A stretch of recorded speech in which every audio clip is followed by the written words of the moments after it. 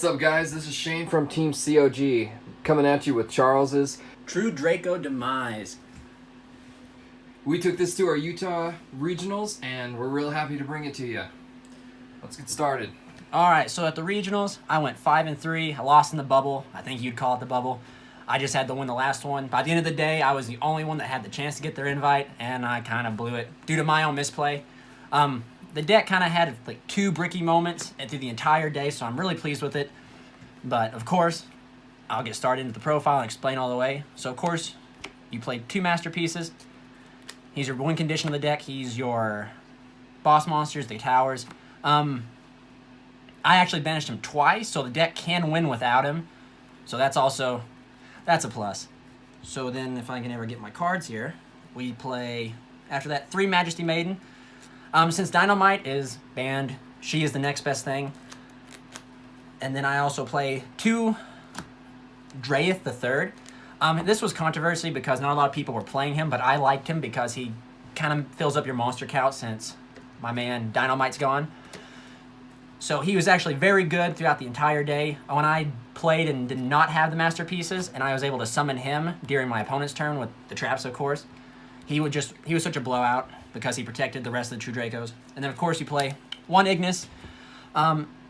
He's at 1. He was the next best one after Knuckles, so you kind of want to play him at 1. And then I played 1 Holy Chicken, Miramne.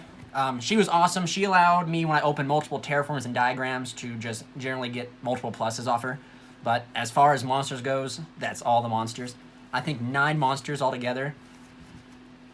Then onto the spells. Of course, you play Triple Diagram. It's a broken card. Can't say much more. And then I play Triple Heritage. The Super Reju for the Dracos. Awesome card. Gives you an additional tribute. Lets you draw Disciples. Can't say much about Disciples except for Recycle. Lets you draw 1 card. Of course, these, if you don't know anything about Dracos, gives you an additional normal summon. And then now for the draw power. I played Triple Card Demise. Triple Card Demise was amazing. Best top deck in the entire deck. Completely. The fact you can't deal damage kind of sucks, but that is totally irrelevant. Like, if you demise and you have a board full of True Dracos, you can plow over your opponent's board. You might not deal damage, but you do out their monsters and their resources. And then, of course, I play Triple Terraforming. Got to get to the diagram. Deck Thins, I guess it could be also, it's a consistency card. I play 3 because you also play the Holy Chicken. So opening multiple diagrams is not totally dead. You don't just pop through resources without getting any resolve. Then I played 2 Duality. Duality was actually probably better than Desires that day. It was just amazing because I almost opened it every hand or even drew into it, so it was really good. And then, of course, 2 Desires. Desires is amazing. It's instant +1 or banish 9, whoever you are. Multiple times I banished both of my masterpieces, and that sucked.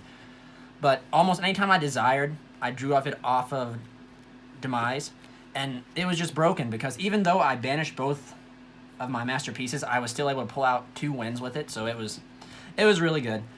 Wouldn't play it more at 3 because you don't want to resolve it more than once due to the fact of the low monster count. But to the 1-ofs, 1 Stormforth. Stormforth is amazing because of the multiple combos you can do with Diagram. You can activate Diagram, then chain Stormforth, and then pop the Stormforth. Also tributing your opponent's problematic monsters like Beals and stuff. Very good. And then, of course, 1 Upstart because you are playing, even with all the draw power, you can sometimes brick. I only bricked twice, but still, twice was too much. Now we'll move on to the traps, which, of course, you play 3 of now the new best trap, Apocalypse. Apocalypse is a very good card. There's a lot of things about this deck I learned at Utah, was the fact that Apocalypse can activate during the damage step when only a few, not so many cards can activate during it, but Apocalypse could activate during the damage step. And then, of course, you play the 1 Return. It's at 1, sadly, but I normally never really searched this out. I normally went for Apocalypse because I think now Apocalypse is the more superior card than True King's Return, but that's just my opinion. And then I played 2 Monarchs Erupt. It's technically the skill drain of the deck. I did not main skill drain. I didn't even play it, so I played these instead. And they would just blow out. Like, you would make your board, then flip this on them, and if they had no outs to it, which almost all my games, no one had an out to it. I only got evenly matched one time throughout the entire 8 rounds I played. And then now for Now for Solemn Strike. Solemn Strike was really good at Solemn Strike. You can't really say much about it. I played it over some of the other cards. I noticed some True Draco players aren't playing it, but it countered hand traps in my opinion. Normally, if you can't establish a good turn going first, like going second would be your chance to establish a board, and like if they have Ash or Ogre or Droll and Lock, you can't really do anything. So Strike was my one card to strike that and get rid of it so I could continue my plays and go on to establish my board. Now for the one-ofs, I played Imperial Order. I played this instead of Skill Drain since I played 2 of the Monarchs Erupt anyway. It was a blowout card throughout the day. When I played Paleo, they card Demise, got rid of it. The Desires, Regekis, Twin Twisters, chaining this to Cosmic Cyclone to protect your True Draco spell and traps was amazing. And then we'll move on to Waterfall of the Dragon Souls. It was okay in testing. It did great, and throughout the day it did great, but sometimes I would draw into this and would much rather have drawn into a third duality, which I might take out for it, but it served its purpose when they would strike or get rid of the Maiden, so I couldn't get a Worm to hand to tribute on their turn. So that's it for all the traps. And I will go on to the side deck. And the side deck consists of two Prime Material Dragons. In theory, it was for Trick Stars. I didn't play a single Trick Star, so 2 Droll and Lock. The only hand trap I sided, because since I played Demise, I didn't want to risk drawing into it. And my last game, which would have got me my invite, I messed up with this card. I should have dropped it, but I didn't, which really screwed me in the end. I can't say that it cost me the match because that would have been game 2, so game 3, who would know when to win, but not playing this when I had it really cost me my chance. And then I played 2 Gamma-Seals. Gamma-Seal's really good as a Kaiju. Kaiju their Masterpiece, Kaiju their Mechaba, Kaiju their ABC Buster, their Spiral, Sleeper, Firewall. Really good. Then I played 2-Dimensional Barrier, sided it, never saw it. And then I played 2 Anti-Spell Fragrance for the Pendulum matchup and the Mirror match. Sided it 1 time. Of course, I never saw it. And then I sided 3 Cosmic Cyclones. This card I saw a lot, and it really paid off having it. It was a really good card. And then, of course, 2 Imperial Iron Wall. Imperial Iron Wall was my side against evenly matched. And in the long run, it kind of screwed me. I wasn't able to get my Masterpiece off, but eventually just the ability to tribute over this just was really good.